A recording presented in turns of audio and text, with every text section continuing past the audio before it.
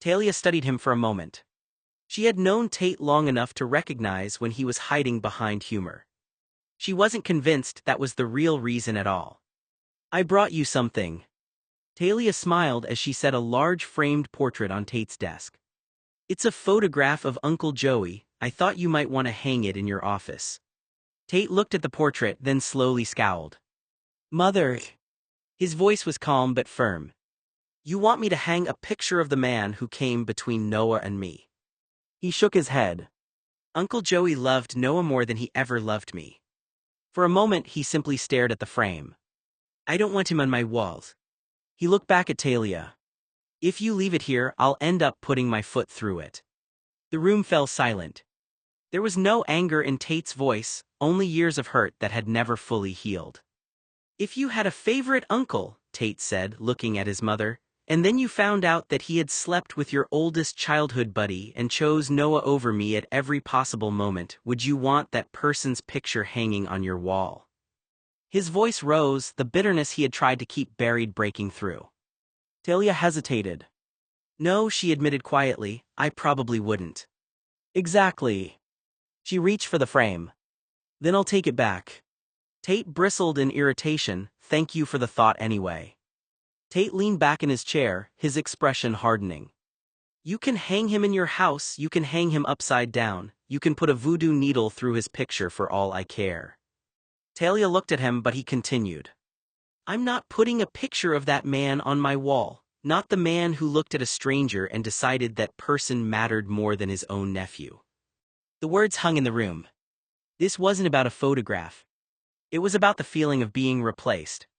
"Did you really have to remove every remembrance, every monument honoring our family and replace it with your own face?" Talia asked. Her expression was disappointed. "Don't you think that's a little narcissistic?"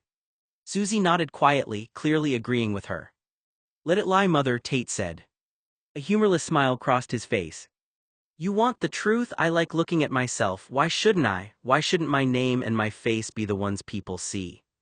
He leaned back in his chair. "From now on, everything this company produces, every building we own, every major project we create, my name will be attached to it. My face will be attached as a symbol of my success." His voice hardened.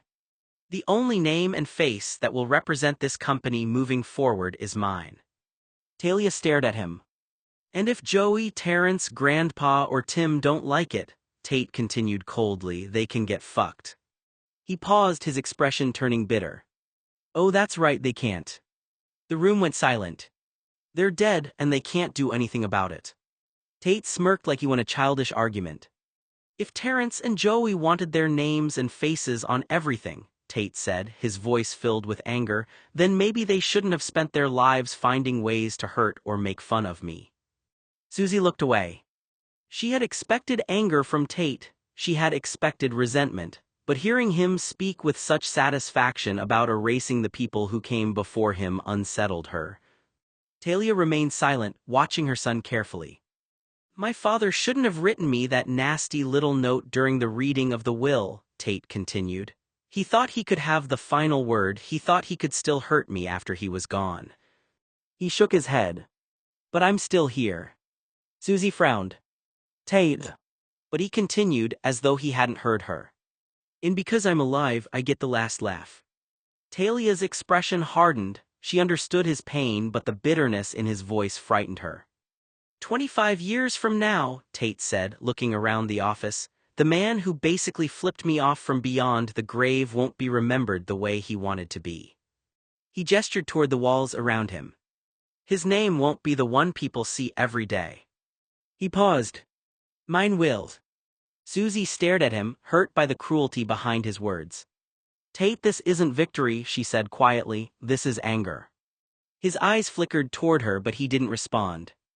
A bitter smile crossed his face. "So yes, I get one over on the old man." Talia looked at Susie, and neither of them spoke. They both understood that Tate wasn't really talking about plaques, statues, or names on buildings. He was talking about a lifetime of feeling rejected. But seeing him turn that pain into revenge frightened them more than they wanted to admit. Because for the first time they weren't sure if Tate was trying to honor himself or punish everyone who had ever hurt him. The intercom suddenly buzzed. "Yes, Candy," Tate said. Susie immediately laughed. "Candy." She raised an eyebrow. "You hired a woman with a stripper name to be your personal assistant." Tate covered the receiver with his hand and looked at her. "Susie, you're being rude." He released the button. "Yes, Candy." Candy's voice came through the speaker. "I'm sorry to interrupt you, Tate, but the 12 ladies you invited for your afternoon romp have arrived." "Thank you, Candy." Tate turned back toward Susie and Talia. The look on their faces was priceless. "Well," he said, standing up, "I have a private, very intimate Blue tour I need to get to." Tate walked over to the closet and opened the door. He pulled out a large portrait of Terrence Blue and hung it on the wall directly facing his desk. The look on Talia's face was one of complete shock. "Why do you have a portrait of a man you didn't want anywhere else?" she asked. Tate smiled faintly. "I always like having an audience during my sex orgies," he said. "You know I'm an exhibitionist." Talia stared at the portrait in disbelief. "You actually put a portrait of your father here," she said, horrified, "in this office while you fuck girls in his space?" Tate only nodded, watching her reaction carefully. "It's complicated," he said with a faint smirk. "Maybe I like the idea of an audience." Talia looked at him, unsettled by how casually he said it, as if the portrait represented something far deeper than a simple act of rebellion. Susie narrowed her eyes. "You don't have a press conference scheduled." Tate smiled. It was far too pleased, far too amused, and far too obvious. Talia sighed. "Tate." He ignored the warning in her voice. "Thank you both for stopping by. You can complain all you want. You don't have to like the changes. You don't have to approve of anything I've done." He walked toward the door. "But you can kiss my ass on your way out of my office." Susie stared at him in disbelief. Tate opened the door, grinning. "Now, excuse me, I have some ladies arriving who are actually here to literally kiss my ass." The door closed behind him. For a moment, neither Susie nor Talia said anything. Then Susie slowly shook her head. "I don't know whether to be angry or impressed." Talia looked toward the door where Tate had disappeared. "Both," she said quietly, "definitely both." Susie and Talia decided to leave through the side entrance, hoping that a quieter exit would mean fewer surprises. They were wrong. The moment they stepped outside, they stopped dead. Waiting near the entrance was a group of 12 women dressed far differently than the typical guests who visited Blue headquarters. They were clearly there for their scheduled time with Tate, and the sight of them standing outside one of the most prestigious corporate buildings in California was so unexpected that neither Susie nor Talia knew what to say. Candy stood nearby, tablet in hand, trying desperately to maintain her professional composure. She looked like the perfect executive assistant, organized, confident, and completely in control. Unfortunately, the situation around her made that almost impossible. Susie looked at Candy, then at the women waiting, then back at the building. "You have got to be kidding me," Susie hissed. Talia immediately covered her face with both hands. "My husband would roll over in his grave if he knew his son was inviting adult entertainers into the executive offices of Blue headquarters." She shook her head, still staring through her fingers. "All the years of family tradition, all the serious business meetings, all the important decisions made in this building. And somehow Tate has turned the CEO office into this." Susie sighed. "To be fair, he did call it a tour." Talia slowly lowered her hands. "That is exactly what worries me." They both knew Tate well enough to understand that when he wanted to justify something, he could make almost anything sound reasonable. A moment later, the doors opened. There he was. Tate Blue, the CEO of the most powerful corporation in California, standing at the entrance of his office with the confidence of a man who knew exactly how ridiculous the situation looked and was enjoying every second of it. "Hello, ladies," Tate said with a charming smile. "I hear you're interested in learning more about the company I run." Susie closed her eyes. "Oh no." Tate continued as if he were welcoming important investors. "Why read about Blue Corporation in a report when you can hear directly from the CEO?" Tate stood confidently at the front of the room, enjoying the attention as he looked over his guests. I'll show you around, explain the history of the company, talk about our future, and give you a personal look at how everything works. He paused, a knowing smile crossing his face. When I called your boss to send you over here, you all said you wanted to rub up against greatness and climb the corporate ladder to rise above the ranks and receive satisfaction from your job. The room went quiet for a moment. Well done, Tate said, spreading his arms as if welcoming them into his world. Talia and Susie discussed the way Tate spoke to people, both of them recognizing the pattern behind his carefully chosen words. He does that on purpose, Susie said. Every sentence has another meaning behind it. Talia shook her head. He knows exactly what he's saying. He turns everything into an innuendo and then watches people react. He likes the power of making people uncomfortable, Susie replied. Talia looked back toward Tate's office. That's what makes him so difficult to figure out. Half the time you don't know if he's joking, showing off, or revealing exactly how he sees the world. Talia stared at him. He's actually doing a corporate tour speech. Susie whispered back, that's somehow worse. Tate gestured toward the office.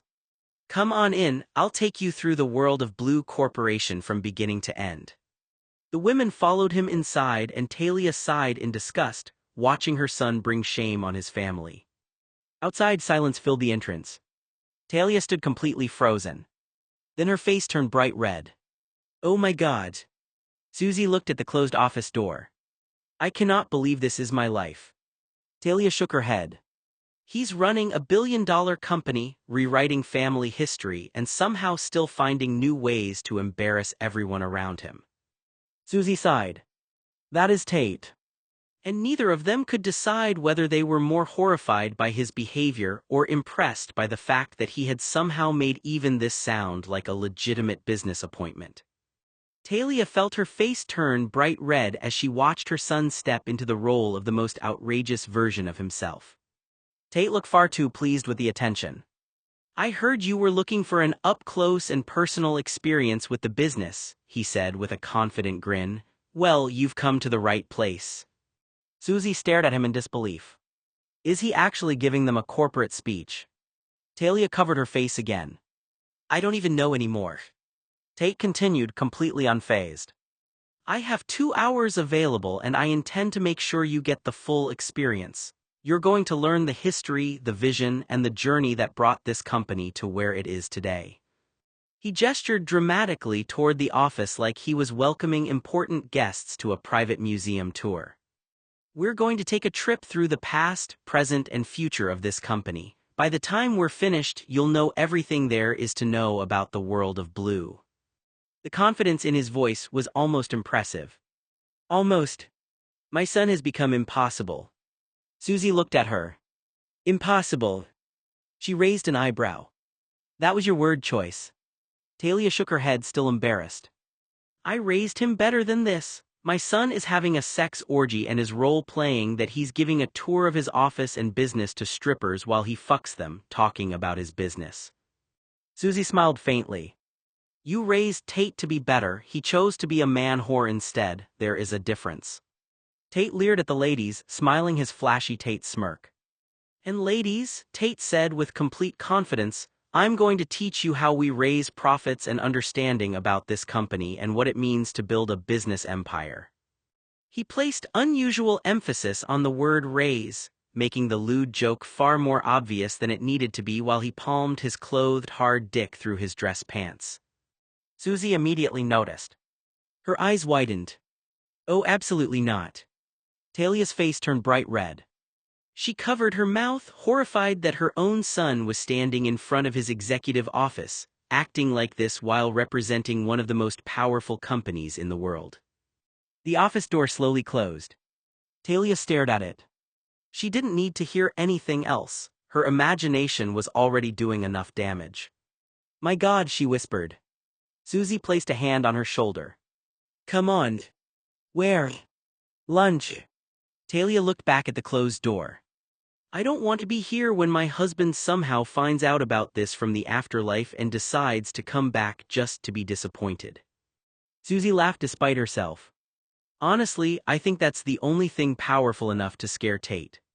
Talia sighed. I spent years worrying about him taking over the company, making difficult decisions, and carrying the family legacy. She shook her head. I never once prepared myself for this. Susie smiled. That's because nobody could have prepared themselves for Tate Blue. At lunch, Talia sat across from Susie, still looking completely overwhelmed by everything they had seen. She shook her head. My son is bringing adult entertainers into his office while he's supposed to be running a company. Susie tried not to laugh. I'm still trying to process that sentence. He was giving them fake tour, Talia continued. Corporate tour, acting like he was showing them the history of Blue Corporation. My husband would lose his mind if he were still alive. She took a sip of her drink and sighed. And what does Chloe think about all of this? Surely she can't be fine with Tate behaving like this. Susie raised an eyebrow. Talia. No, really, he's the CEO of one of the biggest companies in the world. He can't just act like there are no consequences.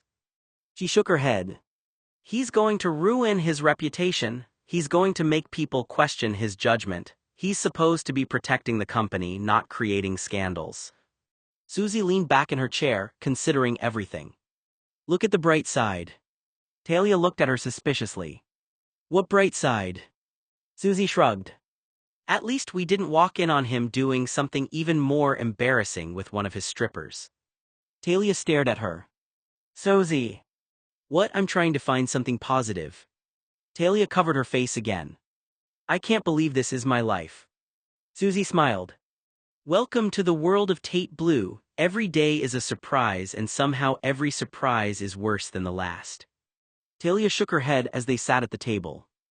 Ever since Tate was 15, he's been like this, she said quietly. He's always been hypersexual, his relationships, his emotions, everything. When he became an adult, it only became more extreme. Susie looked at her. What do you mean? I mean, I used to get phone calls from people all over Los Angeles. People who had been screwed by him, people who wanted to be screwed by him, people who somehow found their way into his bed. Talia sighed. There were always stories, always someone who knew Tate, had met Tate, or was trying to get his attention. Susie looked surprised. You're saying there were that many people?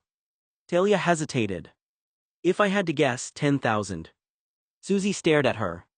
10,000.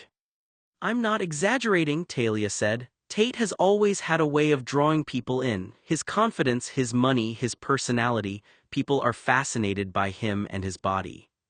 She looked down at her coffee. But what worries me isn't just what he does. It's whether he understands the difference between people who admire him and people who actually care about him. Susie glanced toward the restaurant window. And Chloe. Talia shook her head. That's what I don't understand. How can someone build a marriage and then act as if nothing matters? Susie thought about the 12 women entering Tate's office earlier. Do you honestly think he's going to take any of this seriously? Talia didn't answer immediately. Because that was the question she was afraid of asking herself. I can't prove it, Talia said quietly, but I think Tate is doing this to humiliate his father. Susie looked at her carefully. Terrence. Talia nodded. Tate spent his entire life believing his father saw him as someone who could never measure up. No matter what he accomplished, no matter how successful he became, he always felt like Terrence was looking at him and seeing disappointment. She paused. After Terrence died, Tate lost the chance to ever prove himself to him, so now he's finding other ways to win. Susie frowned. You think this is about revenge? I think a lot of it is, Talia admitted. She looked down at the table. The money, the company, removing the family portraits, replacing the plaques, putting his own name everywhere, and now this. She sighed. It's like he's saying, look at me, look at what I became, look at everything you thought I couldn't be. Susie was quiet for a moment. And you think the scandals are part of that? Talia nodded slowly. I think Tate knows exactly what would have embarrassed his father. I think every outrageous decision is another way of saying that Terrence doesn't control him anymore. She looked toward the window.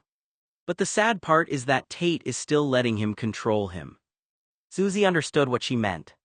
Because even after death, Terrence Blue still seemed to have a place in Tate's life. Tate was on his way home from his office when he turned on the radio, enjoying the quiet comfort of the drive in his red pickup truck. The familiar hum of the engine, the open road ahead of him, and the music filling the cab gave him a rare moment where his mind wasn't occupied by meetings, responsibilities, or the weight of everything waiting for him at home. For once, he allowed himself to simply drive, one hand resting on the steering wheel as the evening light reflected across the windshield. The world outside moved past in a blur of familiar streets and fatting skis, and Tate found himself appreciating the small piece of the moment before returning to everything else. Tate exhaled slowly, watching the road curve ahead, the lane lines bending with it like the world itself was uncertain where he was supposed to go now that all the decisions had been made for him. Tate was sad to see Chloe go, even though he had moved forward with the annulment, even though he knew it was the decision he had to make, a part of him still felt the weight of what was happening. Chloe had walked into their marriage believing it was real. She had trusted him, loved him, and built a future around a promise that Tate now knew he could never fulfill. She wasn't the person who had created the lies or caused the damage. She was an innocent victim caught in the middle of a situation she never fully understood. That was what hurt him the most. Tate knew he had made mistakes, but he couldn't bring himself to blame Chloe for being hurt by them. She deserved a love that was honest and complete, not a marriage where she was constantly competing with ghosts from his past and wounds he had never healed from. As much as he wanted to believe the annulment would make everything cleaner and easier, he knew there was no simple way to erase the pain.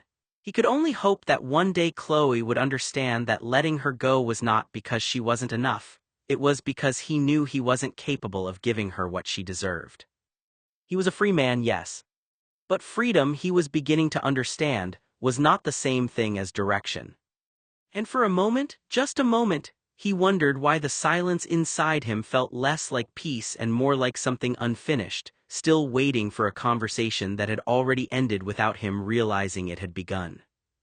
Tate changed the radio station in his pickup without thinking, thumb dragging across the dial until static gave way to something older, warmer, distant, like a voice coming through water.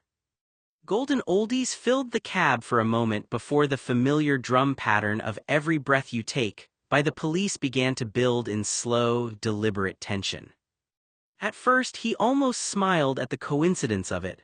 A song like this didn't belong to anything in particular. It just existed in the background of culture, something people recognized without needing to place it. But within seconds, something in his body shifted. Not emotional at first. Physical. A tightening in the chest, a dryness in the mouth, a subtle disconnect between thought and breath as if his lungs were no longer fully agreeing with the pace of the world outside the windshield. Tate swallowed. The rumbling of the pickup and the jarring vibrations traveling through the vehicle made Tate feel lightheaded. He tightened his grip on the steering wheel, realizing he probably shouldn't have driven this truck today, especially after the way his mother had shown up at his office, yelling about family and everything she believed he was doing wrong. The confrontation still lingered in his mind. Her words had followed him long after she left, adding another layer of exhaustion to a day already filled with difficult decisions and painful memories. The engine's steady growl, usually something comforting, now felt overwhelming. The vibrations beneath him seemed to match the chaos in his thoughts. Tate tried to focus on the road ahead, but his mind kept returning to Chloe, the annulment, and the impossible choices that had brought him to this point. He knew he was carrying too much, and for the first time that day he wondered if he had underestimated just how much the weight of everything had affected him. His hand stayed on the wheel, but his grip changed, slightly too firm, knuckles beginning to pale. He turned the volume down. The silence that followed didn't help. Because the song didn't leave, it stayed inside him in fragments, waiting behind his thoughts like it had been there longer than memory allowed. And then it hit. Not as sound. As recall. A place in him he had not accessed in years, decades, if he was honest, in a way he usually avoided. 13 years old. A pickup truck much like this one, though newer, louder, and less refined. The road not yet belonging to him, only being traveled through. And someone else in the driver's seat. An unknown man. Not faceless but undefined, like memory had refused to complete the image. Tate's breath caught as the memory forced itself forward.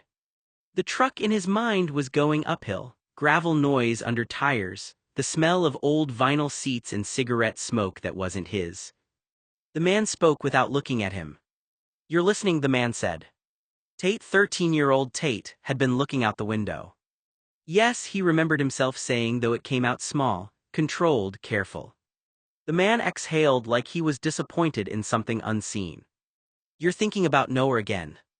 That name, Zoa, landed differently in the memory than it did now. Less complicated, more dangerous. Tate remembered turning his head slightly. "How do you know that?" young Tate asked. The man finally glanced over, not fully, just enough. "I notice things," he said. "You're not subtle." Silence filled the cab for a moment, the tires continuing their steady rhythm. Then the man spoke again. "You don't understand what you're doing." Tate remembered the confusion first, not fear yet, confusion. "What am I doing?" The man's grip tightened on the wheel. "You're attaching yourself to something that's going to ruin you," he said. "That boy Noah, you need to stop it." Young Tate frowned. "Stop what?" "Whatever this is," the man snapped, sharper now. "The way you look for him, the way you think about him, it's not normal, it's wrong." That word. Normal. It echoed through both timelines at once. In his memory, young Tate didn't understand it fully, only that it meant wrong but with permission attached. "I don't," Tate started. "You do," the man interrupted, "and you're going to fix it before it becomes something people can see." The pickup truck hit a bump in the road. The memory shook. And then the man said it quietly, as if it were advice and not a verdict.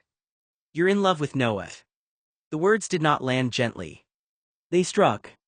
Tate remembered going cold in that instant, not emotionally, systemically, like something in him had shut a door so fast it slammed on its own reflection. "No," young Tate said immediately, too fast, too sharp. The man didn't react. "Yes," he said simply, "and you're going to stop it." Tate, in the present, gripped the steering wheel harder. The pickup drifted slightly in its lane before he corrected it. The windshield blurred. The road outside felt too long, as if it had stretched to accommodate something returning that had never been resolved. In his memory, young Tate shook his head. "I don't feel anything like that," he said. The man gave a short laugh. "You do, and you're lying to me," he replied. "That's the problem, you never used to lie to me." Then quieter. "And when you do admit it, you'll understand why it has to end." Young Tate swallowed. "Why?" The man didn't answer immediately. Instead, he changed lanes without signaling. The truck's tires hissed against asphalt. Finally, he said, "Because if you keep him in your life, you're going to lose everything else." A pause. Then, "And I won't let that happen to you." The memory fractured slightly there, like something in Tate's mind refused to fully render the rest. Present-day Tate blinked hard. His breathing was uneven now. He reached for the radio dial again, trying to turn it off completely, but his hand hesitated halfway there. The song was still there. Not just playing. Insisting. The drums felt closer than they should have. He exhaled sharply, jaw tight. "No," he muttered to himself, "no, that's not." But the memory didn't wait for permission. It continued anyway. Young Tate again, smaller now in the passenger seat, voice uncertain. "What happens if I don't stop it?" The man's expression hardened. "Then you'll lose control of your life," he said, "and people like you don't get to do that, not safely." Tate flinched in the present. That sentence echoed too cleanly, too precisely. "People like you." The truck in the memory slowed at an intersection. Red light. The man finally looked at him fully. And his voice softened, not kinder but more final. "I'm telling you this because I care about what happens to you," he said. "You don't get to carry something like that and think it won't change everything." Young Tate whispered, barely audible. "I didn't choose it." The man didn't respond to that. Instead, he said, "Then choose something or someone else to love. If you keep choosing Noah, he'll end up dead, and maybe you'll end up dead too because rich men won't allow you to be around Noah in any way that isn't platonic, and you know why." The light turned green. The memory stuttered. And then it stopped. Back in the present, Tate pulled the pickup onto the shoulder of the road. His hands were shaking now. Not visibly dramatic, just enough that the steering wheel felt unfamiliar under his grip. He turned the engine off. The silence that followed was worse than the song had been. Because now there was space for everything he had not been allowed to think about to return at once. He stared forward through the windshield, breathing uneven, trying to separate what was memory from what was meaning. But they were tangled now. And for the first time since leaving the warehouse, Tate wasn't sure which version of himself was driving anymore. Tate realized he repressed his love for Noah for 2 decades because he was afraid that Noah would suffer the fate of another gay hate crime. He protected Noah by labeling their relationship platonic so no one would hurt the blonde, and Tate wouldn't lose access to Noah's body and company because the rich environment they grew up in wouldn't permit 2 boys who romantically loved one another to remain in close proximity. Only the man who instructed Tate to seek Noah out in preschool ever figured out the truth about how Tate felt towards Noah and why the blonde was loved so deeply by Tate. Tate's body flushed pink, his eyes drifted towards his lap, seeing a raging boner tinting his tight pants. Ow! Tate winced. He'd never had one this painful when his thoughts touched on Noah. Tate was confused, but his boner refused to be forgotten. Tate turned the key in the ignition again. The engine caught immediately, like it had been waiting for permission to continue. The dashboard lights blinked back into life, indifferent to the fact that something in him had just changed shape. For a moment he didn't move. His hands stayed on the wheel but not in control anymore, more like they were remembering an older decision, one made years ago and never fully carried out. Outside the windshield, the road stretched in both directions the same way it always had. Forward looked like a continuation, backward looked like refusal, neither felt accurate now. Because what he understood sitting there in the quiet after everything had surfaced was that he had not been avoiding Noah in a simple way. He had been orbiting him, carefully, consistently, for years. As if closeness could be maintained indefinitely as long as it never crossed a certain invisible line. Tate exhaled once. Then he moved. The steering wheel turned under his hands, slow at first, then more certain. The truck angled across the empty stretch of road, tires rolling over painted lines that suddenly didn't feel like boundaries anymore. Headlights swept across the asphalt, catching dust in the air like floating static. The road behind him lit up as he completed the arc, as if the world briefly acknowledged the reversal and then immediately returned to pretending it didn't matter. But it did. Tate pressed the accelerator gently at first, then steadier, letting the truck gather speed in the direction he had spent years not choosing. He didn't think in full sentences anymore. Not because there was nothing to think, but because everything was happening at once, collapsing into a single pull. Noah. Not as memory alone. Not as regret alone. As a location. As inevitability. He kept seeing fragments of his life reassembling themselves around that name, conversations that now felt like half-truths, silence that had been mistaken for neutrality, the distance that had been mislabeled as safety. And underneath it all, something sharper. Not fear of Noah. Fear of what he had done to Noah by never allowing the truth to exist between them. Tate tightened his grip on the wheel. The road ahead, now behind, no longer mattered in the same way. Only direction did. He thought, I built my life around not choosing this. Then quieter, almost like the thought was older than him. And it still ended up choosing me. The red pickup truck picked up speed. Streetlights blurred into lines, intersections passed without hesitation. The city, or what remained of it at this hour, began to gather at the edges of his return like something waking up too slowly to stop him. He didn't need a map. He didn't need instructions. His body already knew the route in a way his mind was only now admitting. The one place he needed to be. He only knew that everything he had spent 2 decades not saying had finally run out of places to hide. Tate sped up, trying to navigate the few streets between him and the mileage his red pickup could achieve. Noah was waiting at the most expensive restaurant in town. He had made the reservation 3 months earlier because he knew this was going to be a special night. It was June 12. Exactly 2 years to the day since Tate had married Chloe. But the date held a different meaning for Noah. It wasn't special because of Tate's marriage. It was special because it was the day his uncle had died. A day that had changed his life forever and left a mark he still carried with him. Noah sat quietly at the table, looking around the elegant restaurant as conversations blended into the soft music playing in the background. He had chosen this place carefully, wanting the evening to feel meaningful, even if the memories attached to the date were complicated. A few moments later, Riley hurried through the entrance and spotted him. He walked over, slightly out of breath, before taking his seat. "There you are," Riley said as he sat down at the table.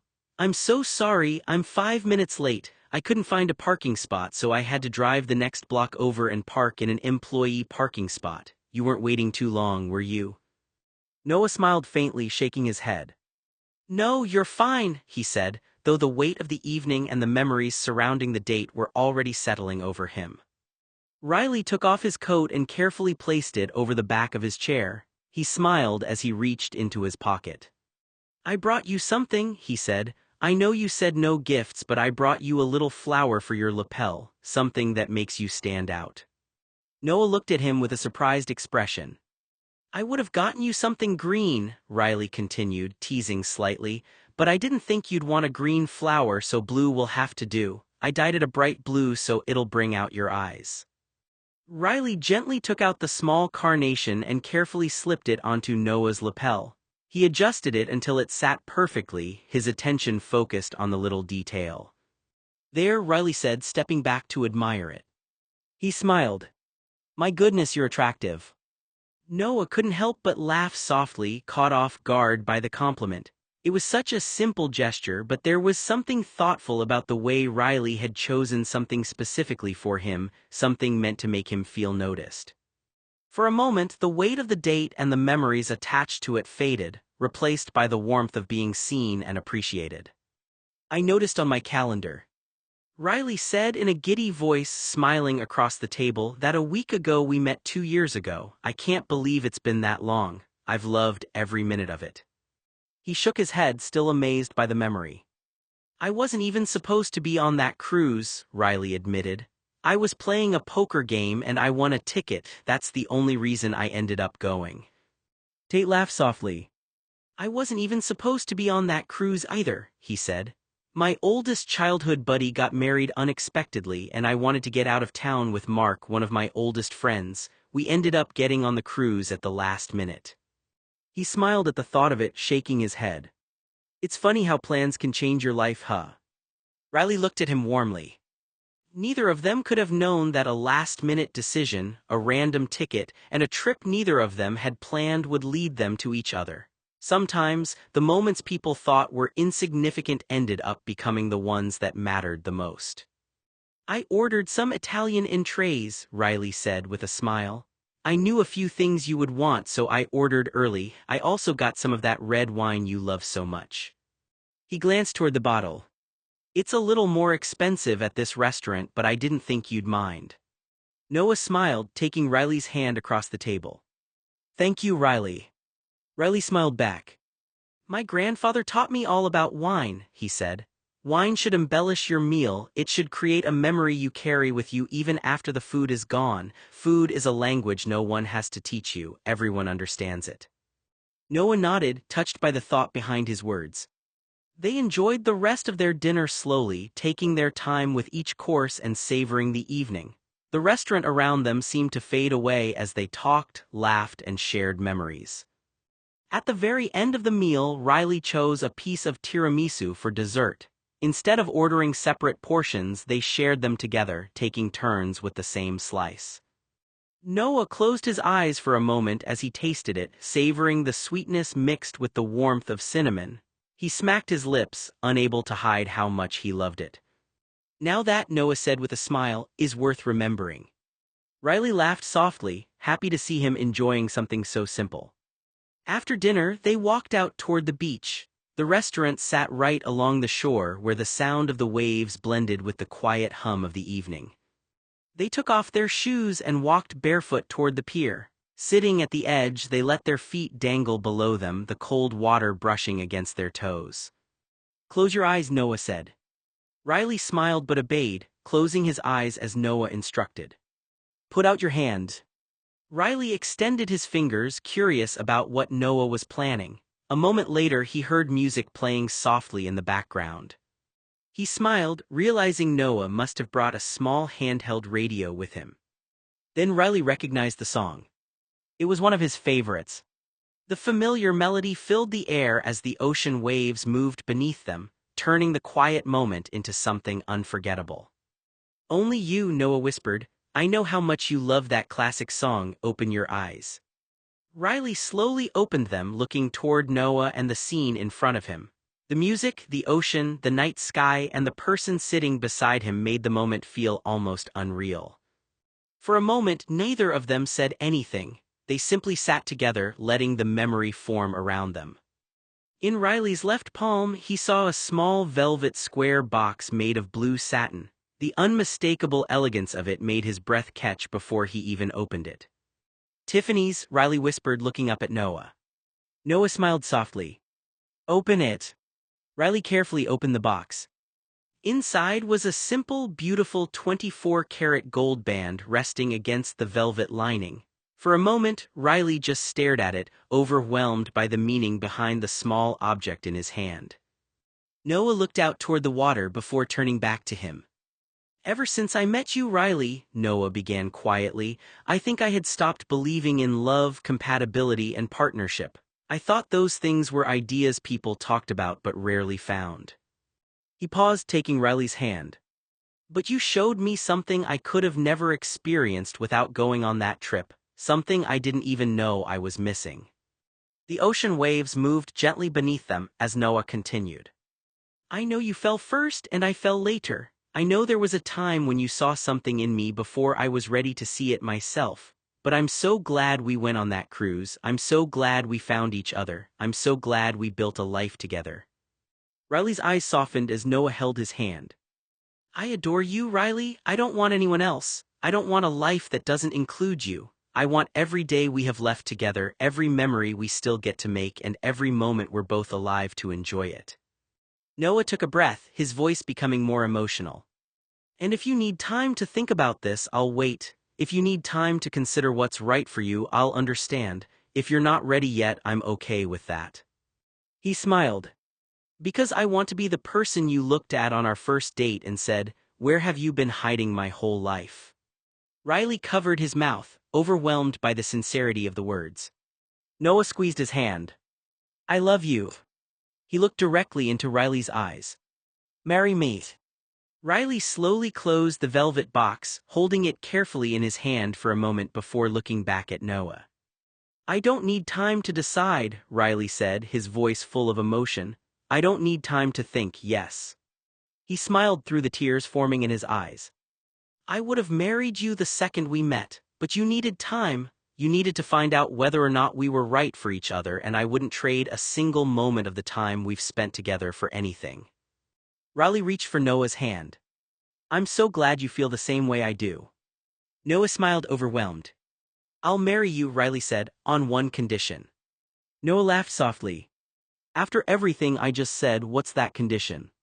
Riley smiled. "I want our relationship to be exactly the way it is now." Noah listened carefully as Riley continued. "I don't mind if we grow. I don't mind if we become completely different people from what we are today. I'm going to do my best to grow with you, not apart from you." He paused, choosing his words carefully. "And if someday we're happier apart, it would break my heart, but I want you to be happy. I don't want you staying with me because you feel trapped or because you promised me forever. I want you to choose me every day." Noah squeezed his hand. "And I'm going to do everything I can to make sure you know how hard I'm willing to work to make that happen with me." Riley looked down at the ring before continuing. "I know we're polyamorous. I know you're 28 and I'm younger. I don't want us to lose what makes us who we are just because we're getting married." He smiled. "We're so in love that we want to make this commitment to each other, but I don't want marriage to become a cage. I don't want us to follow traditions just because people expect us to." Riley looked back into Noah's eyes. "As long as we're happy, as long as we're honest, and as long as we're choosing each other, I don't care what anyone else thinks. We get to decide what our relationship looks like." Noah smiled, realizing that Riley wasn't just accepting a proposal. He was promising a partnership. And just like we're doing right now, Riley said, we can still be ourselves. He looked at Noah seriously, wanting him to understand every word. We can be with other people if we want to, it just can't be mutual friends, our clients, or our employees. We need to be professional where we need to be professional and personal where we're allowed to be personal. Riley held Noah's hand tighter. But we tell each other what we're doing and what we're not doing. We communicate. We don't hide things from each other. I genuinely want us to be happy, and the truth is, we seem to be happier together. Noah smiled softly. I don't want you to shrink who you are just to make me happy, Riley continued. And I won't shrink who I am to make you happy either. He looked out at the water, the music still playing quietly in the background. Noah, we're going to live our best lives. For a moment, they sat together in comfortable silence, both understanding that this wasn't just a proposal. It was a promise to keep choosing honesty, freedom, and each other. I haven't told my parents I'm into polyamory yet, Riley admitted. Noah nodded. And I'll be here when you're ready. Riley smiled. My parents know I'm bisexual. So when the time is right, when I'm ready and when you're ready, I'll make sure our families meet us. I want them to know who we are and how happy we are. Noah smiled, touched by the thought of the future they were beginning to build. Riley stood up and offered his hand. Come on, he said, let's go for a walk. He smiled. And let's make plans. Riley took the ring out of the box and carefully placed the engagement band on his left hand. He looked down at it for a moment, letting the reality of what had just happened settle in. Then he gently placed the small velvet box into his suit pocket. The next date, Riley said with a smile, I'm bringing a camera, we can take a few pictures, I want to remember this. Noah smiled. Together, they walked along the beach arm in arm, letting the sound of the waves follow them as they talked about the future. The night felt peaceful, filled with excitement and the quiet happiness of knowing they had taken another step toward the life they wanted. At 10 o'clock, Riley walked Noah back to his car. They decided to spend the night apart not because they wanted distance, but because they wanted time to think, plan, and enjoy the moment. They would meet for brunch the next day and talk about the details of their wedding, what kind of engagement they wanted, and when they would share the news with their families and friends. Before Noah got into his car, Riley pulled him close and kissed him. I love you, Riley whispered. I love you too, Noah replied. Noah got into his car, rolled down the window, and waved as he drove away. Riley stood there for a moment, watching the taillights disappear down the road, smiling as he touched the ring on his finger. Their lives had changed tonight, and for the first time, the future felt like something they were building together. Noah was happier than he had been in a long time. He pulled into his garage, parked his car, and lowered the garage door behind him. The quiet of the evening surrounded him, but his mind was still filled with the sound of Riley's voice, the feeling of his hand in his, and the moment he saw the ring resting on Riley's finger. Riley had accepted his proposal.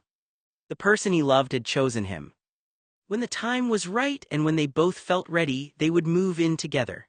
They would have conversations about whether Noah's house or Riley's house would become their permanent home, or whether they wanted to find a place together that belonged to both of them. There were so many decisions ahead of them: where they would live, what kind of wedding they wanted, how they would celebrate their engagement, and how they would bring their families into this new chapter of their lives. But instead of feeling overwhelmed, Noah felt excited. They had built their relationship by being honest with each other, and now they were going to build their future the same way. He couldn't wait until tomorrow morning when he would see Riley again for brunch and start making plans. And the thought of announcing their engagement made him smile. He knew he was supposed to wait for the right moment to make sure everything was planned and thoughtful, but he wasn't sure how long he could keep something this big to himself. He was in love. He was engaged. And Noah wasn't sure he could hold that happiness in much longer. Noah's steps faltered as he reached the curb outside his place, the familiar green siding of his modest Rambler glowing faintly under the porch light. The walk had cleared his head a bit, but the ache in his heart hadn't faded. Riley's presence still haunted him, the way it did when his lover and now fiancé wasn't around. He glanced around the quiet street, empty at this hour, and a wicked impulse hit. Why rush inside? The car keys jingled in his pocket, and suddenly, driving the short distance felt like too much effort. No, he'd sit here, let the night air cool his skin while he took care of this burning need. Noah was engaged. Riley and Noah would be getting married, and he couldn't wait for the next chapter of his life to begin. He unlocked the front doors, and Noah smiled softly, taking a deep breath of the earthy Rambler house air, completely absorbed in the thought of the life he was creating. This was his world now, and it was bright, it was warm, and it was his to share. Noah fumbled with the little green key he had made special for his home, the familiar weight of it grounding him even as his mind raced. Thoughts of the evening's events and the incredible proposal, the plans for the wedding, the life he and Riley were building, swirled together, leaving him almost entirely unaware of the world outside his own head. He stepped through the doorway and shut the door behind him, expecting the familiar click of the lock. But it didn't come. Something felt off. He froze, the key still in his hand just as he felt it. Noah tried to turn around, but strong, masculine arms slid around the back of his shoulders, fingers pressed firmly beneath his chin, holding him in place. Noah's heart leapt, shock and instinctual fear mingling with confusion. The presence was deliberate, controlled, the weight of it unmistakable. He twisted slightly, trying to see, but the arms tightened just enough to prevent him from turning fully. He hadn't a clue who the arms belonged to, but there was something about them that suggested familiarity. Not safety, nothing like that, but recognition. As if the man behind him knew exactly how Noah would react, exactly how much pressure to use, exactly where to place his hands. The familiarity of it didn't terrify Noah at first. That realization unsettled him more than fear ever could. Then the hands shifted. They slid higher, wrapping fully around his throat, not crushing but deliberate, tender, while the other hand threaded into his hair and pulled his head back just enough to force his attention, to strip him of the illusion that this was harmless. Noah's breath caught, sharp and shallow, his pulse hammering against the grip. The fingers on Noah's neck were carefully gripping his skin. It was an intimate, romantic gesture of love. And then the voice came. Low, close, intimate in the worst possible way. Did you miss us? The word us hit like a fracture. Noah froze. That voice, that deep, strong, masculine voice that sent shivers down his spine every time he remembered it. He had heard it for so many years before the calm and safety and warmth that Riley had brought. And yet here it was, right behind him, whispering with a weight that made his chest tighten. The hands were relentless, tugging his head back just enough to force his attention, to make him feel exposed, unguarded. Noah's heart raced. Do you miss us? The voice asked again in a more intimate tone. I can't get you out of my head, Noah. He knew that voice. He had loved it once in a way that had consumed him. It was the most beloved sound he had ever heard, carrying with it a familiarity that twisted his stomach and sent a shock through his body. His breath hitched, caught between fear, longing, and disbelief. Noah's heart was beating so fast that the person behind him touched the skin over his heart.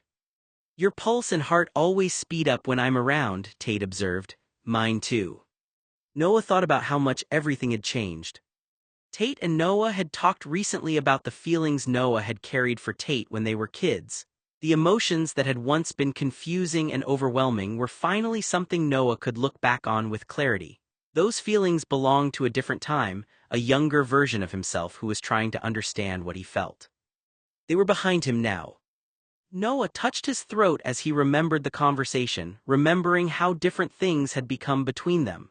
The way Tate had held him, gently brushing his nose against his face and burying his face in Noah's hair, had not felt like a simple gesture between friends. It was different from anything Tate had ever done before. For years, Noah had wondered if he had imagined the closeness, if he had misunderstood moments that meant more to him than they did to Tate. But now he understood that something had shifted between them, even if they never became what Noah once dreamed they could be. Tate would always be important to him. He would always be part of Noah's history. But Riley was his future. Noah smiled as he looked down at the engagement ring he had given Riley in his mind, knowing that the love he had spent years searching for was no longer a question from the past. It was the person who had chosen him and was building a life with him. Noah was still confused when he thought back to the moment Tate found out he was gay. At the time, Tate had been adamant, almost fiercely so, that he had never had romantic or sexual feelings for Noah. He had denied it with such certainty that Noah had eventually accepted that whatever feelings existed in his own heart belonged only to him.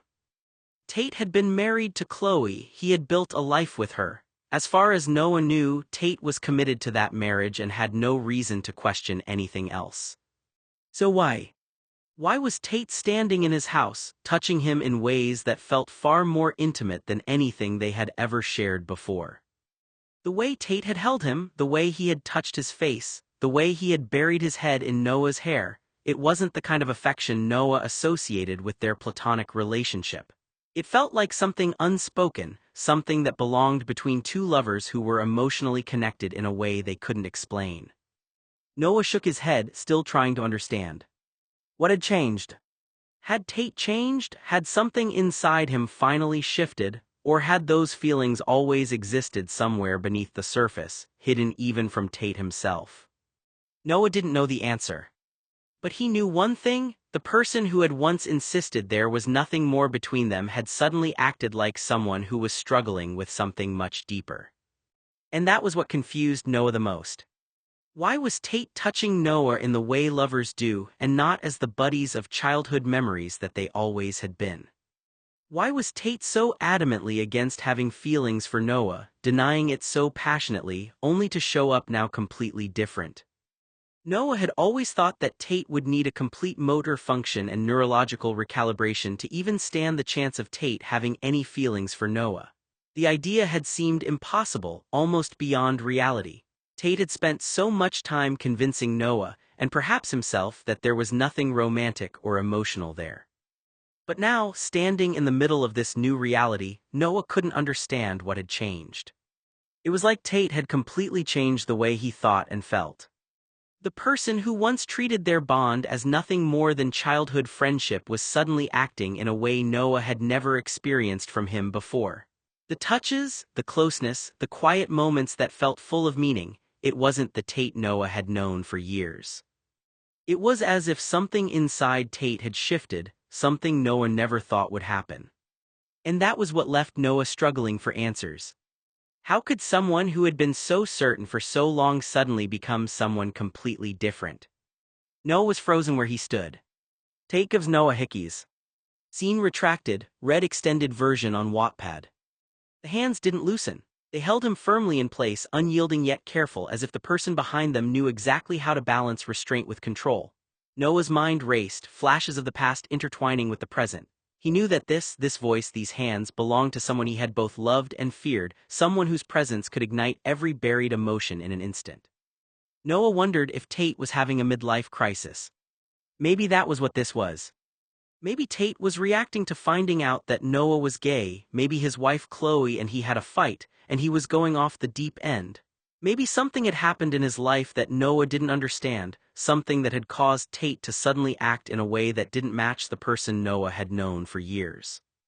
Or maybe Tate was attracted to the forbidden taboo. Something he wasn't allowed to want. Noah hated that the thought even crossed his mind, but he couldn't stop wondering. Maybe Tate wasn't feeling something real. Maybe he was only drawn to the idea of something dangerous, something unexpected, something he had spent his entire life telling himself he couldn't have. Maybe instead of feeling this way, Tate just wanted to try it once. And then throw Noah away. Forget it ever happened. Forget Noah ever happened. Like they had never crossed that line at all. The thought hurt because Noah knew Tate. He knew how much history they shared, how many years they had spent as friends, how much trust existed between them. But he also knew Tate had spent years denying anything beyond that. So Noah couldn't understand why now, after all this time, Tate was acting like someone who wanted something he had always insisted he didn't. Noah knew that Tate wasn't in love with him. That was the part Noah kept coming back to. Tate never saw Noah as a romantic partner or as a lover. He had never looked at him that way, never allowed himself to think of him that way, and for years, Noah had accepted that reality. There was no way that Tate was here because he suddenly had a grand revelation that he was blind and an utter fool. Noah couldn't believe that Tate had somehow woken up one day and realized that everything he had denied for years had been right in front of him all along. That wasn't the Tate Noah knew. Tate was here because he was bored and wanted to try something, because why not? He was Tate. That was the only explanation Noah could make sense of. Tate had always been unpredictable, always willing to chase something new, something intense, something that made him feel alive. Maybe this was just another experience he wanted to understand, another boundary he wanted to cross. But Noah couldn't let himself believe it was love. Because love was something different. And Noah knew Tate had never looked at him like that before. Noah couldn't speak. He couldn't move. All he could do was feel the gravity of the moment, the weight of the hands, the history in the voice, and the sudden, undeniable truth that the past had found him here in his home, uninvited yet impossibly present. The hands around Noah's neck pulled his head back even further, and his breath caught, shallow and sharp, as the air seemed to vanish from his lungs. Panic and memory collided in an instant. He was trapped, exposed, helpless in a way he hadn't been in years. No one ever truly gets over their first love, he realized in a flash, every muscle tensing, every nerve alight. He had thought he had moved on, had thought Riley's warmth and steadiness had erased the shadows of his past. But this voice, these hands, this sudden presence, was proof that some things never really leave you. For years, Noah had believed that Tate had ruined him for anyone else, that no one could ever make him feel the way Tate had, that the wounds and longing and confusion had left permanent scars. He had carried that thought quietly, hidden under layers of life with Riley, under the stability and love he had finally earned. A few weeks ago, the last time Noah and Tate moved beyond the blonde's hidden gay orientation, Tate made it clear he was straight and had no feelings for Noah. This same man who denied any romantic love for Noah was holding him in a way only lovers do. And now, with the pressure at his throat, with the whisper of that familiar voice brushing against his ear, Noah felt the weight of it all come crashing back. Fear, desire, memory, and heartbreak mingled in a way that left him trembling. He realized with a sharp, sinking clarity, no amount of distance, no amount of time had erased the mark Tate had left on him. But even as the panic surged, a small, defiant part of him clung to reality, the life he had built with Riley, the love that was safe and kind, the choice he had made to pursue happiness. Noah's chest heaved as he struggled to breathe, to process, to hold on to the life that was his now, even as the past pressed against him in a sudden, undeniable force. Noah's chest heaved as the tears started to fall, streaking down his cheeks. He sniffled, trying to catch his breath, the weight of months, no, years of emotion pouring out all at once. The hands that had held him so firmly around the neck finally loosened, sliding down to rest gently on his shoulders.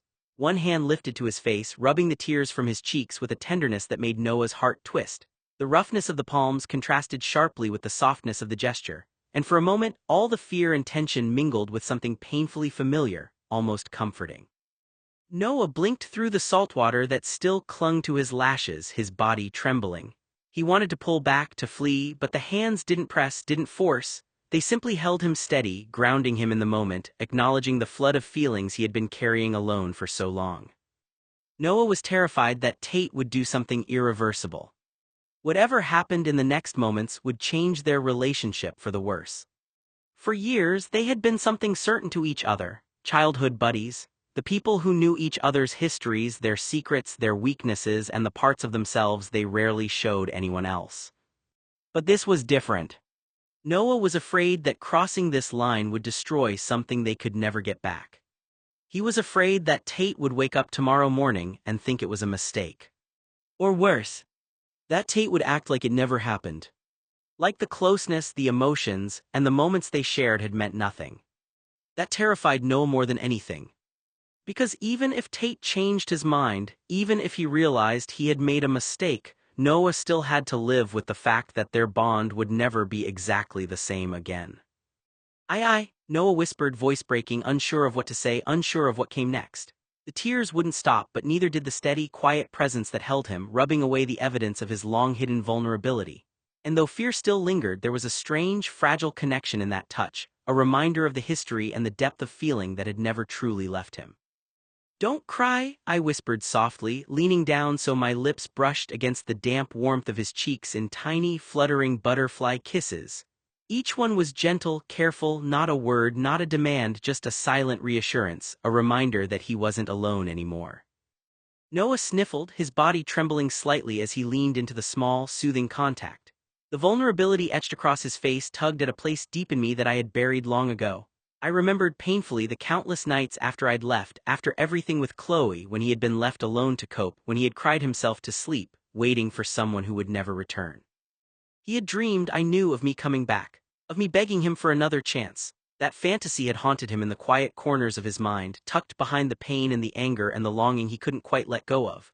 I had abandoned him once, and even now, holding him like this, I could feel the weight of those years pressing between us, heavy with memory and regret. Yet here he was, and here I was, not the same people we had been, not the same relationship. The past, the mistakes, the heartbreak, the longing, it all existed, but it didn't define this moment. Right now, in the warmth of his tears and the softness of my kisses, there was only the fragile, tentative beginning of something else. Something unspoken, something real. Noah shivered again, but this time it was not just from fear. It was a mix of relief and disbelief, of old dreams colliding with the reality of someone being here, right now, caring for him in a way he had so longed for but never dared to imagine could exist. And I held him there, whispering with the gentlest kisses that he didn't have to bear the weight of the past alone anymore. I knew the romantic Noah, the one who had loved me for years, the one who had dreamed of me returning, pledging my love, begging forgiveness on my knees. My boy needed this more than I. I wanted to go to him then, to kneel, to tell him the truth, to beg forgiveness for leaving 2 years ago, for all the ways I had hurt him, but I couldn't. I was already married to a wonderful woman. If I had only known that Noah had been gay before I sent out the wedding announcements, before I had even proposed, I wouldn't have married her. Even if I had to flee the US with Noah to escape my engagement, I would have waited. I would have been honest with myself. I would have chosen differently or remained in that house I shared with Noah. I had been content in a way for 22 years. I had said I do to stay in a home, to keep my life safe, to sleep next to Noah in the guise of companionship. But it wasn't fair. It wasn't fair to Chloe, and it wasn't fair to the blonde angel standing in front of me now, tears streaming, broken and vulnerable because of the choices I had made, because of my absence. I cursed my mental disorders, the chaos in my own head that had driven me to leave, that had made me incapable of seeing him clearly, of acting with the honesty he deserved. I hated that my fears, my shame, my compulsions had sold him out, had left him alone to bear the weight of a love I had refused to return. And now, seeing him cry, seeing him there in front of me, I felt the full weight of my mistakes, the years of absence, the lost moments, the love I had failed to give. All I could do now was hold him, let him feel that I was here, and silently vow that the next moments, the next days, would be different. This time I would not abandon him, not again.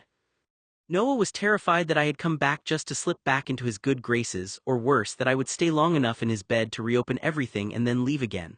That fear hit him harder than anything else. It wasn't dramatic or loud, it was devastating in a quiet, total way. Noah smelled like sex and sweat. My blonde got laid tonight and I was jealous. He started shaking. Not from cold, not from nerves alone, but from something deeper, like his body could no longer hold everything he had been carrying. Tears spilled over unchecked, his breath breaking as he tried and failed to steady himself. This wasn't shallow sadness or momentary panic. Noah was breaking, collapsing under the weight of years of restraint, hope, disappointment, and survival. I can't do this, Noah choked, pressing a hand to his chest as if the pain lived there physically. I can't go through it again. The words weren't an accusation, they were a plea, a boundary born of exhaustion. I saw it then, really saw it. Not the Noah who had loved me endlessly, not the one who waited or endured, but the man who had finally built something fragile and precious for himself. The idea that I might take that away, even unintentionally, was undoing him. I stayed still, I didn't touch him, I didn't move closer. I let the space exist because for once what he needed wasn't reassurance wrapped in intimacy, it was proof that I could respect his fear. I won't do that to you, I said quietly. I won't take anything from you, I won't pull you apart. I love you, Noah, I've been in love with you for years and never knew. I repressed my feelings for you until I remembered a memory I'd forgot. He didn't respond right away. He just cried, shoulders caving inward, grief and terror moving through him like a storm finally allowed to break. And all I could do was witness it, knowing with painful clarity that loving Noah now meant not asking him to be brave for me ever again. I'm sorry, I said quietly, the words barely more than a breath, a whisper meant only for him. I was wrong, I thought wrong. My voice shook as I went on, slower now, careful as every sentence mattered. I didn't want to leave this house 2 years ago. Leaving you tore something open I didn't know how to live with. I swallowed hard. I couldn't breathe around you anymore. It felt like my insides were on the floor every time I looked at you. I finally met his eyes, forcing myself to stay there even though it hurt. Being that close to you was unbearable after I moved in with her. I left because I didn't know how to survive loving you while denying what I had. The silence that followed wasn't empty, it was thick, weighted with everything that had never been said, everything that had been misunderstood and carried for too long. I move toward him. I reach out. I let the truth sit between us, raw and exposed, because for once I wasn't trying to fix it or take anything back. "I'm not asking you to forgive me," I added softly. "I just needed you to know the truth." My hands cradle Noah's head, fingers threading through his hair to yank him closer, our noses grinding together in the heat of it all. I dive down, crashing my lips onto his with brutal force, teeth nipping at his bottom lip. Scene retracted, read extended version on Wattpad. Without thinking, I bent down and lifted him into my arms like he was a princess, cradling him close against my chest. I move toward him with ease, I reach out to touch but choose to sit instead. I let the truth sit between us, raw and exposed, because for once I wasn't trying to fix it or take anything back. "Noah," I whispered softly, keeping my voice steady even as my own emotions surged. "I've got you, you're safe now, I promise." He clutched at my shirt, still trembling, his tears dampening the fabric, and I carried him carefully up the stairs and down the hall. Every step was deliberate, slow, giving him the space to settle, to feel that he wasn't alone. When I reached his bedroom upstairs, I eased him down onto the bed with as much gentleness as I could manage, still holding him close until he was settled against the pillows. His head rested near my chest, and I could feel the rapid thrum of his heartbeat slowly calming beneath my hand. Noah was the boy I wasn't supposed to meet, let alone love. It wasn't a mere accident I met Noah in preschool. I went looking for someone who could offer me a respite from my darkest demons. I lied to Andrew at the warehouse to clean up a breach of my secrets, so no one will look beyond the lies I feed my family and friends. It was imperative that everyone was satisfied with whatever cover story I fed them. I'd always loved Noah, I just didn't understand what type of feelings I had. I was confused when I became close to Noah's university friends, especially Susie. The feelings I had for her were nothing like what I felt for Noah. I knew I felt something when I survived 2 gay hate crimes to protect Noah from harm. No straight boy would willfully and intentionally submit to indecent criminal acts, so the boy I loved would stay safe and thrive even if it was away from me.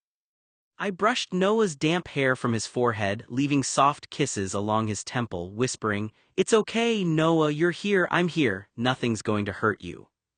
And for the first time in what felt like forever, he began to let himself breathe again, his body slowly unclenching as I stayed right there, holding him, letting him feel the quiet certainty of my presence. Noah's body relaxes against the soft sheets as you guide him onto his stomach, his breath hitching in anticipation. Tate and Noah have sex. Scene retracted, read extended version on Wattpad. Nestling your head into the soft curve of his neck, you breathe in the warmth of his skin, the fresh marks from your earlier bites pulsing faintly under your cheek as his chest rises and falls in deep, unconscious rhythm. 20 minutes pass in the quiet aftermath, Noah's body still and warm against yours, his breathing deep and even in sleep. He stirs slowly, a soft murmur escaping his lips as consciousness flickers back, his eyelids fluttering open. My worst fear is forcing myself, my attentions, or my sex on Noah. If he's not enthusiastic about us or what I do to him, I would hate myself for taking advantage of his weakness for me. Noah taught me physical boundaries, and I love him for that. My desires to show Noah how much I care would be paused immediately if he were uncomfortable, didn't consent, or if Noah was unsure if he wanted to engage with my advances of love and lust directed towards him. My love for Noah was a combination of love, lust, desire, excitement, curiosity, safety, contentment, urgency, jealousy, intensity, and consistency. I couldn't get enough of his tempting body, brilliant mind, sweet personality, naive loyalty, blind devotion, natural beauty, and addictive persona. I couldn't stop touching him physically or not look at him with my eyes. I was obsessed, and I hoped it would never go away. I hoped Noah would tell me he was just as obsessed as I was. I couldn't wait to touch him again. "You loved me past the point of reason," I said quietly, my voice cracked, "and I let you know." Noah's eyes were wet, unfocused, but he didn't pull away. That was the worst part. He had never known how to stop loving me even when it hurt him. "I don't get to take more," I whispered, thumbs brushing the tears from his cheeks. "Not your body, not your future, not your place." I kissed him again, slow, aching, restrained, not because I wanted him, but because he had always been the one thing in my life that felt like truth. And truth, I was learning too late, doesn't belong to you just because you recognize it. I rested my forehead against his and stayed there, holding him as he cried, knowing with a clarity that hurt worse than regret. Loving someone doesn't mean you deserve them, and wanting them doesn't give you the right to unravel the life they finally built without you. Gods, he looked good. Healthier, stronger. His hair styled differently, his clothes fitted like someone had helped him learn how to stand inside his own life instead of hiding inside mine. Tate and Noah have sex in bed. Scene retracted, read extended version on Wattpad. I love you, I whisper in Noah's ear while I kiss his neck. Do you ever dream about me? Is your dick waiting for the sound of my voice? Do you pine after me the way I do for you? Do you stay up all night if I'm not there next to you in bed? Do you yearn to touch my foot under any table we sit at? Does your heart crack when I flirt with other people? I can't get you out of my head, Noah, or out of my dreams, I beg. We fell asleep in each other's arms, not out of desire, not out of habit, but out of exhaustion. Two people who had loved each other too long, too hard, and too incorrectly, finally letting their bodies rest where their hearts had always lingered. I knew as sleep pulled at us that Noah loved me, not in the way he once had, not with hope or expectation, but with a quiet, enduring truth that didn't vanish just because time passed or lives changed. And he knew I loved him too, not as a claim, not as a promise, but as something permanent and painful and real. I loved Noah so deeply that it had once rewired the way I understood myself. For him, I had considered things I had never allowed myself to think before my realization, truths about who I was, what I wanted, and what I had denied out of fear. Loving Noah had cracked something open in me that I spent years trying to seal shut again. And still, love was not enough. That was the cruelest lesson, that you can love someone with every unguarded part of your soul and still be the wrong person for them. Wanting to stay does not erase the damage of leaving. Realizing too late doesn't turn back time. As he slept, Noah's breathing finally even. I didn't hold him tighter. I didn't promise anything but my heart. I didn't whisper hope into the dark. Because this quiet, this closeness, was not a beginning.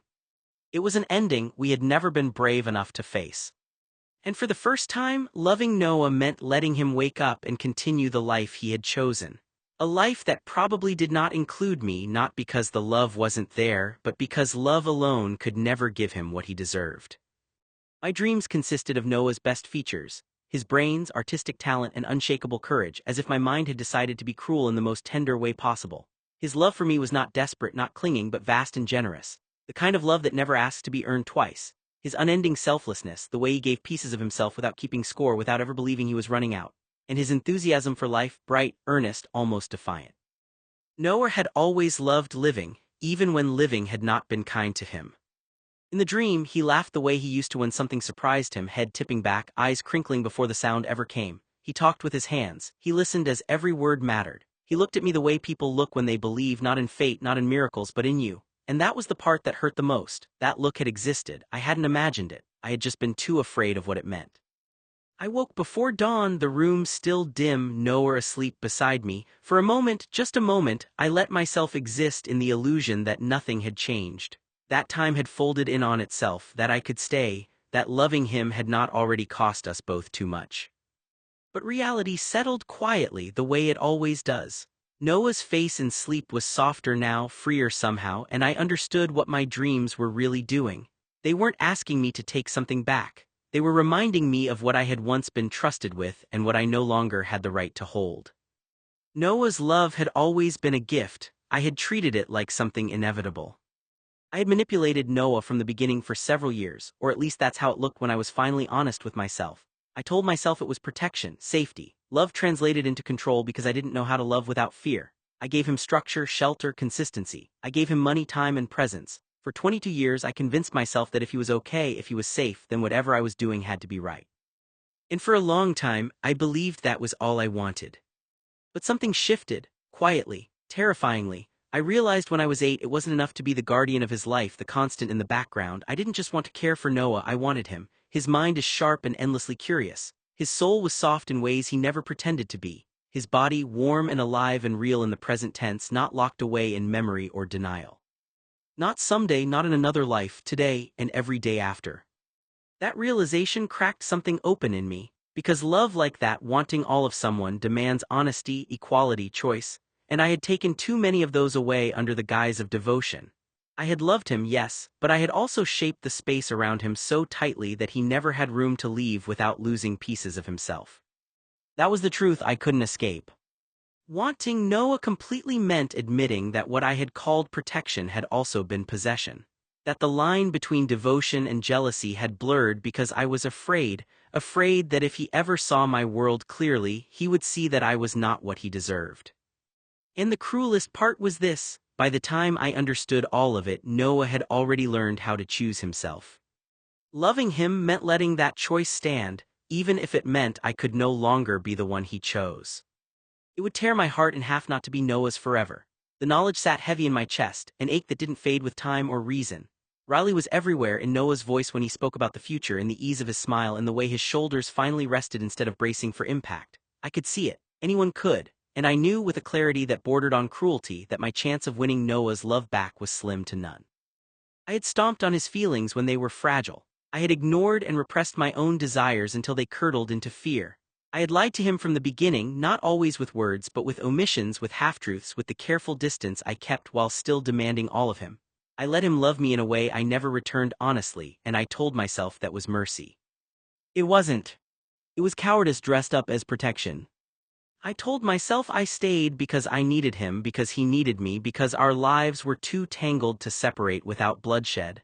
But the truth was simpler and uglier. I was terrified of what it would mean to choose him fully.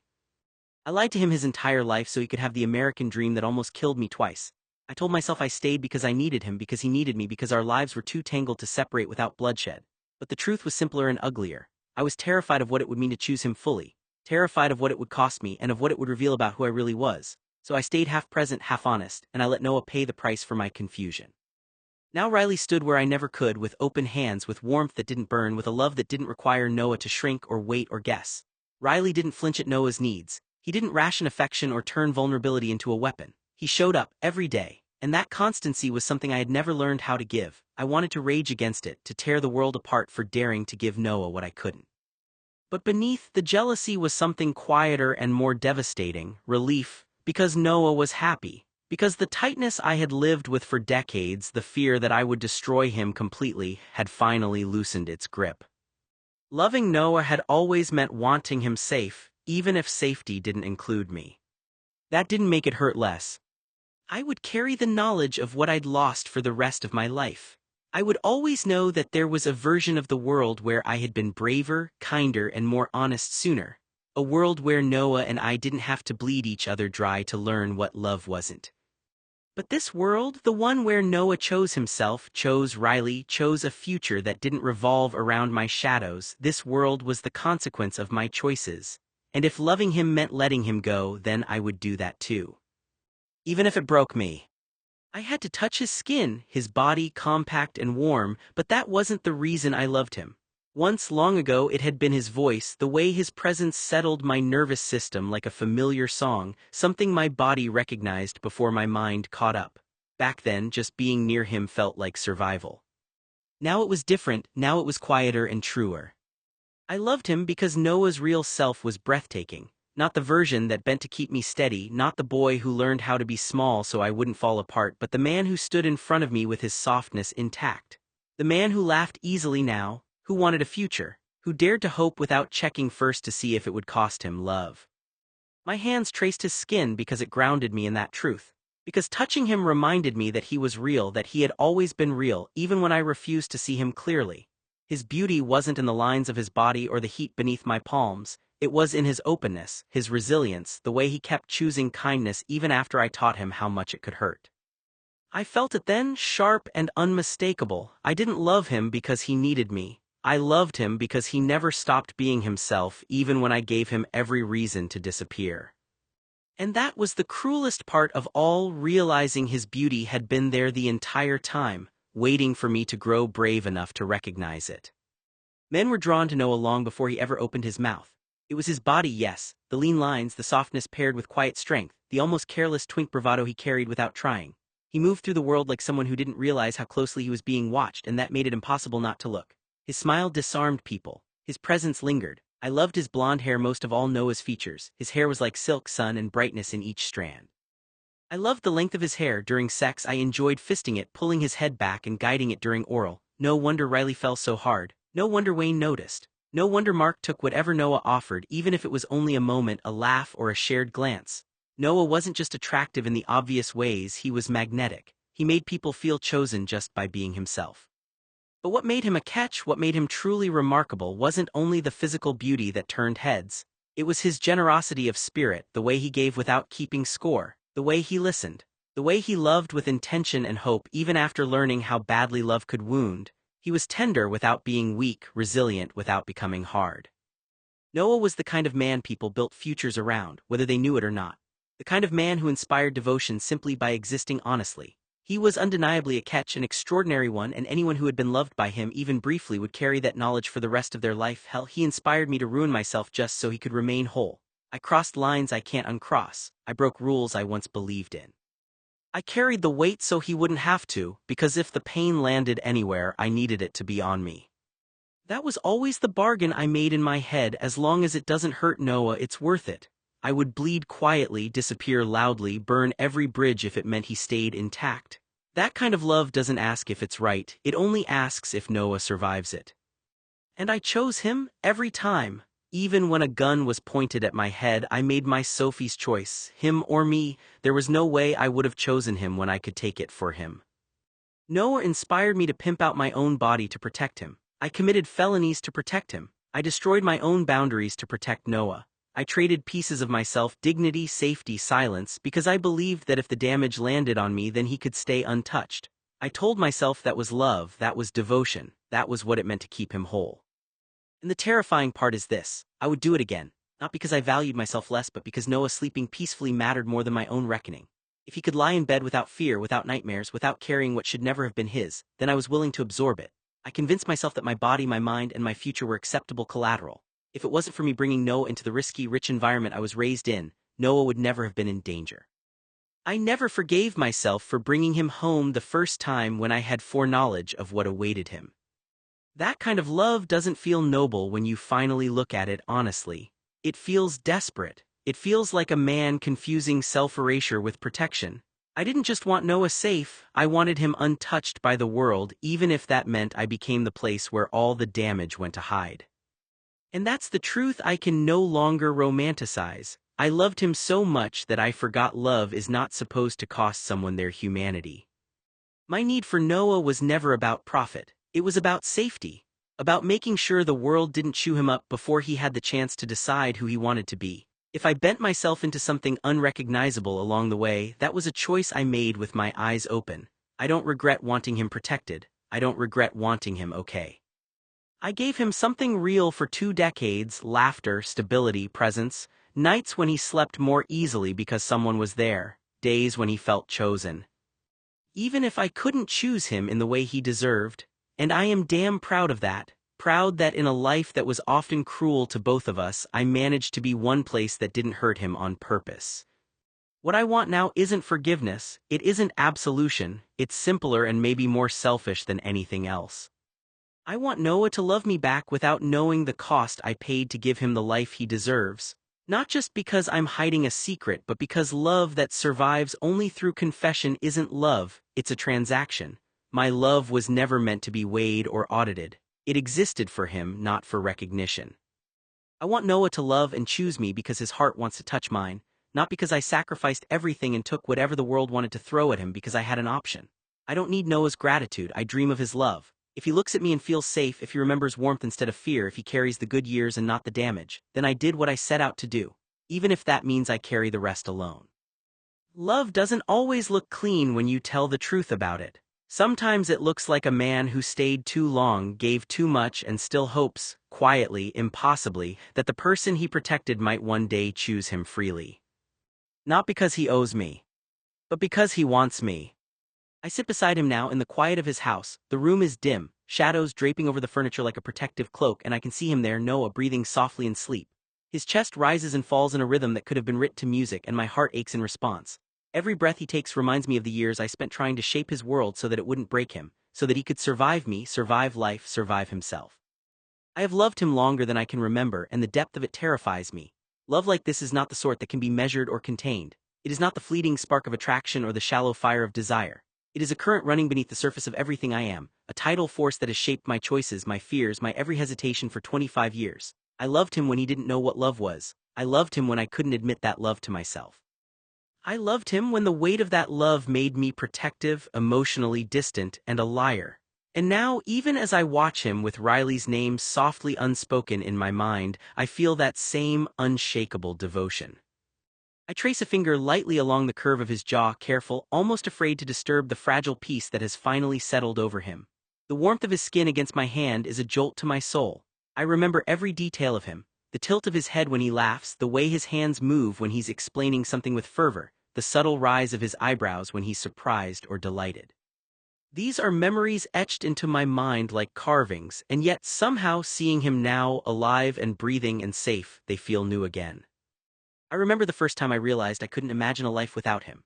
I was younger then, fumbling with my emotions and terrified of what they meant. He had been laughing about something God, I don't even remember what, and the sound pierced me not because it was beautiful but because it made me ache with the knowledge that he existed outside of me, that he could be joyous, free without me, and yet I was unable to stop wanting him, needing him, defining myself by the way he moved in the world.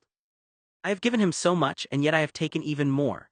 Years, stolen moments of vulnerability, nights when he slept thinking the world was safe while I silently bore the weight of danger, shame, and secrecy. I manipulated situations, bent rules, twisted reality in ways that made me the keeper of his life. Seeing him here, unburdened by my selfish choices, I realized that even protection has a cost. That even love carried too far, without truth, without balance, becomes a weapon against the person you swear to hold dear. And yet, even knowing all of this, even aware of my failures and my misjudgments, my heart swells with the same unreasoning devotion. I would give everything for him again if I could. I would take the pain back into my own chest, swallow it, and let it scar me instead of him. I would stand in the storm, in the darkness, in the fear, if it meant he could live without ever needing to fear me. And still, I know that the greatest gift I can give him now is distance, not absence but space to breathe, to grow, to love in ways I cannot provide. I lean closer, brushing my lips softly against the curve of his temple, and whisper into the quiet room, "You have always been my world, Noah, you always will be." It is not a plea. It is not a demand. It is a truth, raw and unshielded, and it carries with it every joy, every pain, every longing I have ever known. I think of the nights when he slept beside me, and I couldn't sleep for fear of what I might do, fear of what the intensity of my own feelings might drive me to. I think of the mornings when I woke before him, watching his chest rise and fall, wondering if he even felt the same way, wondering if my devotion had been noticed or merely endured. I think of the years I spent watching him grow, learning, stumbling, thriving, and all I wanted was to be the safe harbor in which he could rest. And all the while I knew that the heart I had loved for decades might never belong to me in the way I wanted it to, and now as he sleeps so peacefully beside me I am overcome by a bitter sweetness. He is here, he is safe, he is whole, and yet he is no longer mine, not truly. Riley holds the present, the future, the warmth of his heart in ways I cannot claim. And still my love is endless, unwavering, impossible to measure, unbreakable even by absence. I have loved him across years of silence and misunderstanding. I have loved him when my own needs threatened to consume him. I have loved him in ways I cannot ever fully express because words are insufficient, because no declaration can contain the weight of a devotion that has spanned decades and defined the very shape of my life. I close my eyes for a moment, pressing my lips gently to the back of his hand, feeling the pulse of his life beneath my fingers. I do not linger. I do not take more than a moment, because love, when it is as deep as this, is not about possession. It is about recognition. It is about bearing witness to the soul you have loved, often unworthy, often blind, but unwavering nonetheless. I have loved him through fear and shame, through desire and desperation. I have loved him through the ache of absence, through the torment of my own failures. I have loved him when it was safest to hide, when it was bravest to stay, and when it was impossible to claim without destroying everything. And in that quiet I realized something extraordinary. The depth of my love for Noah is not diminished by the fact that he is happy elsewhere. It is not diminished by the knowledge that Riley occupies the present I cannot. It is not diminished by the years lost, the opportunities squandered, the mistakes made. My love is its own thing, a tidal force that cannot be altered, cannot be undone, cannot be contained. It simply is.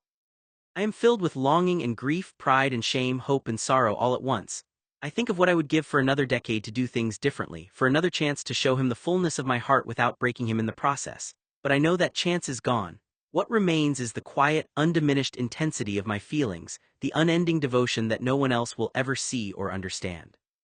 And perhaps in a way that is the purest form of love, Not love for recognition, not love for return, not love for reward, but love simply because the heart cannot do otherwise.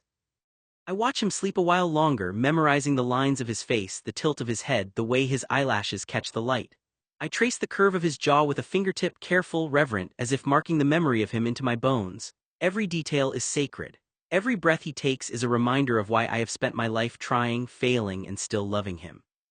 And finally, I whisper into the darkened room, I love you, Noah. I have always loved you. I will always love you. Not as a plea, not as a threat, not as a hope for reciprocation, but as a confession, a truth, and a prayer. Because that is all I can give. That is all I ever could. I watch him now, quiet in the soft glow of the evening light, and it feels as though every breath he takes echoes in my chest.